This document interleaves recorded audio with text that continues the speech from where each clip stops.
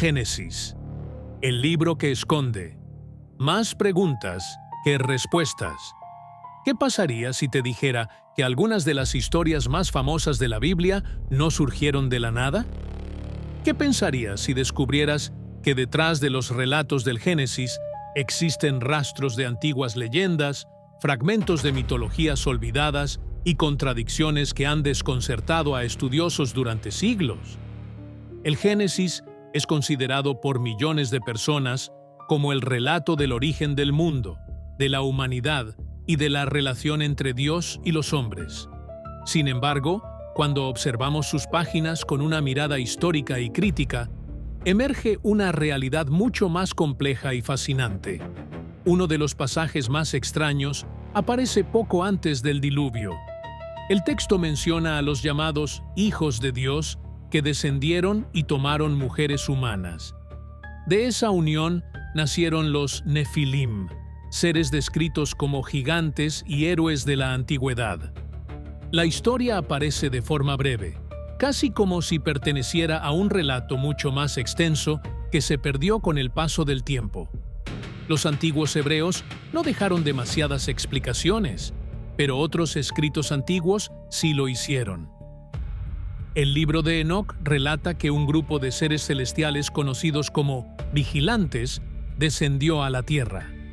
Allí enseñaron a los humanos conocimientos considerados prohibidos: la metalurgia, la astrología, la fabricación de armas y diversos secretos de la naturaleza. Su unión con mujeres humanas habría dado origen a una raza de gigantes cuya corrupción terminó contaminando el mundo entero. Aunque el libro de Enoc no forma parte de la mayoría de las Biblias actuales, su influencia fue enorme en el judaísmo antiguo y en algunos sectores del cristianismo primitivo. Para muchos investigadores, Génesis conserva apenas una pequeña huella de tradiciones mucho más antiguas que circulaban por todo el Oriente Próximo. Pero las sorpresas no terminan allí. Cuando llegamos al relato de Noé y el diluvio universal, encontramos una historia extraordinariamente familiar para otras culturas antiguas. Miles de años antes de que el Génesis fuera redactado en su forma definitiva, los pueblos de Mesopotamia ya contaban relatos sobre una gran inundación que destruyó a la humanidad. En la epopeya de Gilgamesh aparece Utnapishtim, un hombre advertido por una divinidad para construir una embarcación gigantesca y salvar a los seres vivos de un cataclismo inminente. La semejanza es sorprendente. Un elegido recibe una advertencia divina, construye una enorme embarcación, introduce animales, sobrevive a una inundación devastadora, envía aves para comprobar si las aguas han descendido. Finalmente, ofrece un sacrificio cuando regresa a tierra firme. Las coincidencias son tan numerosas que la mayoría de los historiadores considera que estos relatos están relacionados de alguna manera. Sin embargo, existe una diferencia importante. En los textos mesopotámicos, los dioses destruyen a la humanidad por motivos caprichosos o prácticos. En el Génesis, el diluvio se presenta como una respuesta moral frente a la corrupción y la violencia humanas. Es la misma estructura narrativa, pero adaptada a una visión religiosa distinta. Y entonces aparecen las preguntas. ¿Cuántos animales entraron realmente en el arca? En algunos pasajes parece hablarse de una pareja de cada especie. En otros se mencionan 7 parejas de ciertos animales. ¿Cuánto tiempo duró la inundación? Algunas secciones hablan de 40 días y 40 noches de lluvia.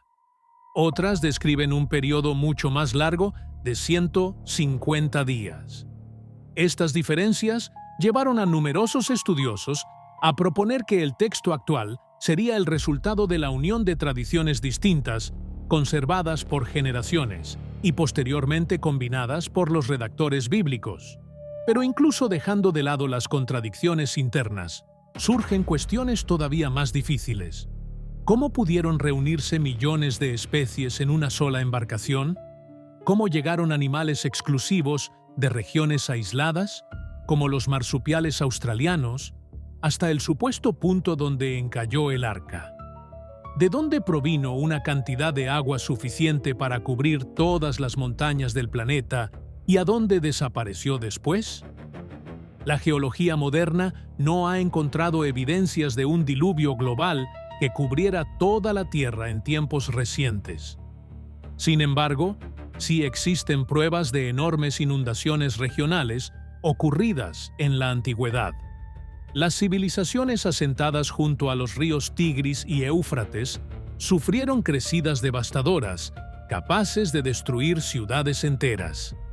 Para quienes vivían en aquellos lugares, si el horizonte completo desaparecía bajo las aguas, el mundo entero había sido destruido. Quizá los grandes mitos nacieron precisamente así. Un desastre real transformado en recuerdo. Un recuerdo convertido en leyenda. Y una leyenda transmitida durante generaciones hasta adquirir dimensiones cósmicas.